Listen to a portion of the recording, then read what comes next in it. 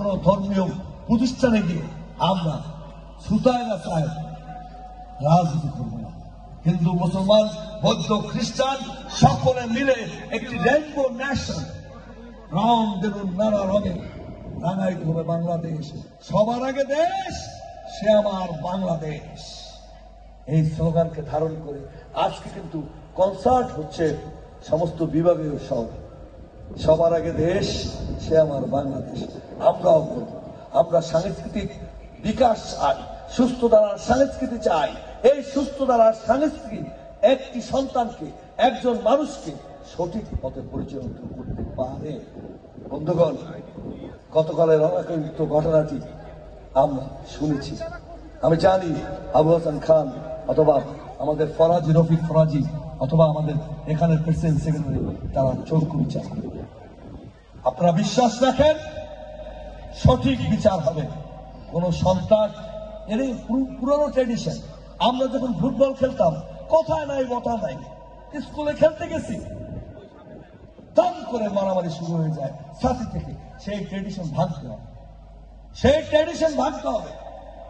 সন্তানকে খেলার জন্য মাঠে নিয়ে আসতে হবে, আর সঙ্গীতের সুস্থ ধারার সঙ্গীত মধ্যে নিয়ে আসতে হবে না হলে, এবং ধর্মের সাথে থাকতে হবে।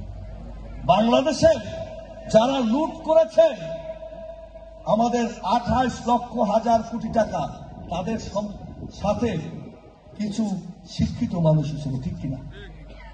বড় বড় অফিসাররা ছিল, তাদের শিক্ষা ছিল পুঁথিগত শিক্ষা, নৈতিক শিক্ষা তাদের ছিল না। আমরা হেডমাস্টার সাহেবকে বলবো, জিপিএ 5 এর পিছনে ঘুরবেন না।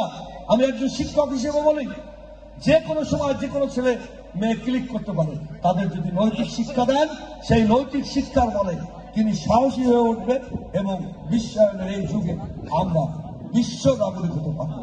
এই বলে আপনাদের আর বিরক্ত করবো না। গান শুনুন, সুস্থ ধারার সাংস্কৃতিক সংখ্যা।